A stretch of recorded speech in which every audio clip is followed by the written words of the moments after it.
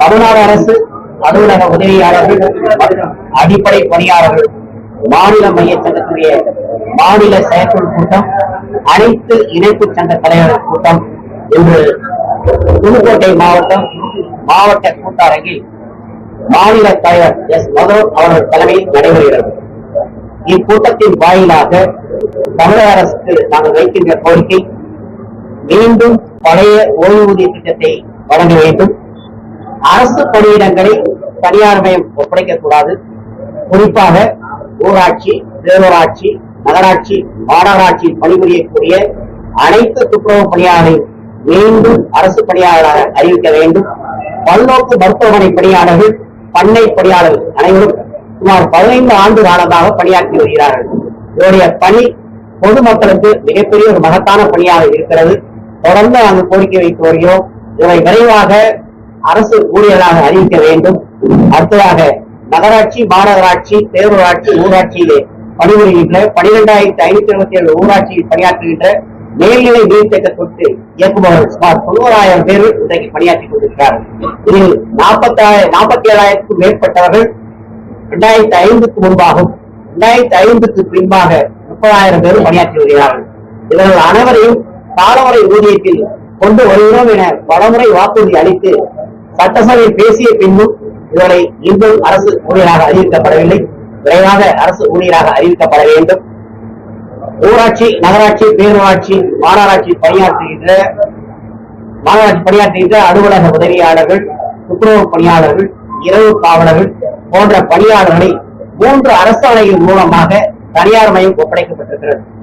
இன்றைக்கு அரசு குறிப்பாக தனியார் மயம் இருந்த டாஸ்மாக் இன்றைக்கு அரசு ஏற்று நடத்துகிறது, கல்குவாரி அரசு ஏற்று நடத்துகிறது, மணல் குவாரி அரசு ஏற்று நடத்துகிறது.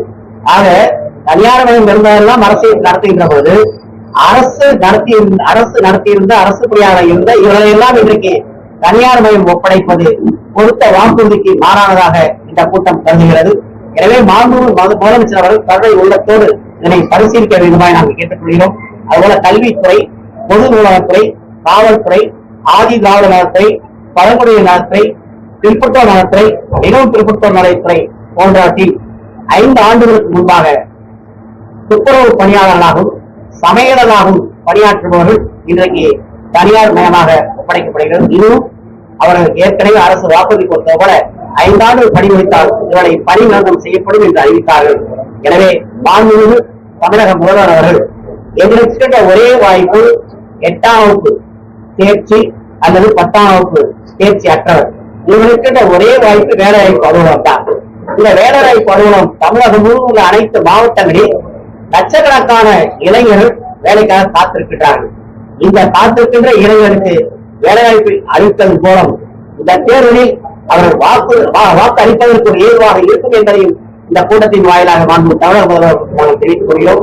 எனவே இந்த கோரிக்கைகள் எல்லாம் நாங்கள் வலியுறுத்தி வருகின்ற 10ஆம் மாதம் 10/10/2025 அன்று மாண்புமிகு தமிழக முதல்வர் அவர்களுடைய கவனத்துக்கு கொண்டு செல்ல அனைத்து இணைப்பு சங்கங்களோடு சென்னை ராஜரத்னம் ஸ்டேடியம் எழும்பூரில் நாங்கள் பேரணியில் எங்களுடைய கோரிக்கை வலியுறுத்தி ஒரு நாள் போராட்ட முழக்கம் கூட்டம் நடைபெறும் என்பதையும் தெரிவித்துக் கொள்கிறோம். மாநகராட்சி பணியாளர்கள் தொடர்ந்து தூய்மை பணியாளர்களை அரசு நம்ம சங்க சார்பாக என்ன அடுத்த போராட்டம். அதாவது பொதுவாக ஒன்றும் இன்னைக்கு மாநகராட்சி, ஊராட்சி, நகராட்சி, பேரூராட்சி பணியாற்றக்கூடிய தூய்மை பணியாளர்கள் தங்களுடைய சுகாதாரத்தை கெடுத்துக் கொண்டு கொசு ஒழிப்பு பணியாளர்கள் தங்களுடைய சுகாதாரத்தை கொடுத்துக் கொண்டு மக்கள் நலமாக வாழ வேண்டும் என்று அந்த அற்புதமான பணியை செய்கின்றவர்கள். குறிப்பா பார்த்திருப்பீங்க, கொரோனா காலத்திலே முதலமைச்சராக இருந்தாலும் அமைச்சர்களாக இருந்தாலும் அனைத்து கட்சி தலைவர்களாக இருந்தாலும் அவர்கள் காரிலே கடிதம் விட்டு பூத்தூணி அவளை வரவேற்றார்கள். இவர்கள் உன்னதமான பணியை செய்கிறார்கள். அன்றைக்கு வாக்குறுதி கொடுக்கும் போது பிற்காலத்தில் இவர்களுக்கு உரிய நிலை ஏற்படும் என்று சொன்னார்கள். ஆனால் இன்றைக்கு நீங்கள் பட்டுகின்ற காட்சி அது அரசு செய்ததா அல்லது காவல்துறை செய்ததா என்று எங்களுக்கு தெரியாது.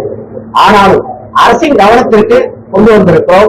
நாங்கள் அரசால் அங்கீகரிக்கப்பட்ட சங்கம் என்பதால் இந்த மாபெரும் கோரிக்கை போராட்டத்தின் மூலமாக நாங்கள் மாண்பு தமிழர்களுக்கு தெரிவிப்போம். அது மட்டும் இல்லாமல் எங்களுடைய சங்கம் 80 ஆண்டுகள் நிறைவடைந்திருக்கிறது. மாண்பு தமிழக முதல்வரை வைத்து மாநாடு 24வது மாநாடு சென்னையில் நடத்துவது என்று முடிவு செய்திருக்கிறோம். அதுபோல பத்திரப்பதிவு துறையிலே மாண்பு அமைச்சர் அவர்களை வைத்து மதுரை ராஜா அண்ணாமலை மன்றத்தில் 4வது மாநாடு நடத்துவது என்று முடிவு செய்திருக்கிறோம். 4 வருஷத்துக்கு மேல திமுக 80% மேல வாக்குறுதி நிறைவேற்ற சொல்றாங்க. இப்ப நீங்க உங்க ஓய்வூதியம் வந்துட்டு நிறைய கோரிக்கை நிறைவேற்ற பட்சத்துல நீங்க உரிய அழுத்தம் கொடுக்கலையா இல்ல வேற ஏதாவது இன்னும் எதிர்பார்க்கறீங்களா? அரசியல்வாதி சொல்றதா நாங்க சொல்ல முடியாது. ஏன்னா குறிப்பிட்டு எங்களுக்கு கொடுக்கப்பட்ட வாக்குறுதி பழைய ஓய்வூதியம் என்பது நீங்க பார்த்திருப்பீங்க. 7 மாநிலங்கள் குறிப்பாக தெலுங்கானா, ஆந்திரா, மேற்கு வங்காளம், உத்தரகாண்ட், கர்நாடகா போன்ற சிறிய மாநிலங்கள் கூட அவங்க சொன்ன வாக்குறுதி சொல்லாமல் நிறைவேற்றிட்டாங்க.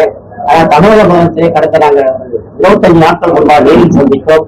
சந்தித்த போது கூட அவர் என்ன சொன்னார்கள் என்றால் நிதி நிலைமை சரியாக இல்லை என்று சொன்னார்கள். ஆனால் இன்றைக்கு நிதி நிலைமை 11.5% உயர்ந்திருப்பதாக தமிழக அரசு அறிவித்திருக்கிறது. எனவே எங்களுடைய எதிர்பார்ப்பு விரைவாக தமிழகம் பழைய ஓய்வூதியத்தை அளிப்பார்கள் என்று நாங்கள் எதிர்பார்ப்போம். அதுதான் இன்றைக்கு அரசு அலுவலரும் ஆசிரியரும் லட்சக்கணக்காக இருக்கின்ற 11.5 லட்சத்துக்கு மேலாக இருக்கின்ற இந்த பணியாளர்கள் எதிர்பார்த்துக் கொண்டிருக்கிறார்கள். அதை நிறைவேற்றிவிட்டால் நன்றி உள்ளவராக அரசு அலுவலர்களும் ஆசிரியர்களும் அலுவலக உதவியாளர் துப்புரவு பணியாளரும் நிச்சயமாக இருப்பார்கள் என்பதை நான் ஆரம்பத்திலிருந்து குழு அமைச்சர்கள் சொல்றாங்க. ஆனா எந்த குழு என்ன வேலை பார்க்கறாங்க என்ன எதுவும் தெரியல. இப்ப தேர்தல் வரைக்கும் இதே நிலைமை நீடிச்சா தேர்தல் ஒரு நிலைப்பாடு என்னவா இருக்கும்? அனைத்து பணியாளரும் உறுதி செய்வார்கள். கடந்த ஆட்சியில எங்களுக்கு சொன்ன வார்த்தையை காப்பாற்றினால்தான் ஆட்சி மாற்றம் ஏற்படும். அது எல்லாருக்குமே நல்லா தெரியும். அதனால நாங்க அரசியல்வாதி மாதிரி எடுத்தவங்கெல்லாம் சொல்ல முடியாது. இன்றைக்கு நாங்க நம்புகிறோம். வருகின்ற தேர்தலுக்குள் நாங்கள் நடத்துகின்ற மாநாட்டில் நல்ல அறிவிப்பு வரும் என்பதை நாங்கள் எதிர்பார்ப்போம். போராட்டத்தை அறிவிச்சிட்டீங்க. போராட்டம் அல்ல, நாங்கள் தமிழக முதல்வர்களுக்கு கவன ஈர்ப்பு போராட்டம். கவன ஈர்ப்பு போராட்டம் கொண்டு போனீங்கன்னா உங்க கோரிக்கை ஏற்றுக்கொள்ளீங்க. ஏற்றுக்கொள்ள இந்த நாளுக்குள்ள இதுக்கு கூப்பிட்டு பேச்சுவார்த்தை நடத்தினாங்கன்னா அந்த போராட்டமே நடைபெறாது. நம்பிக்கை தான், நீங்க படிக்கிற நம்பிக்கை தான். அரசு ஊழியர்கள் யார்கிட்ட போக முடியும்? கோரிக்கை அவருக்கு தான் நிறைவேற்ற முடியும். அதாவது நம்பிக்கையோடு எதிர்பார்ப்போம். நம்பிக்கை அற்று போனால் அதுக்கு மேல் பணியாளருடைய முடிவு இது தெரியும். மாநில தலைவர் எஸ் மதுரம், அகில இந்திய கணேசன்,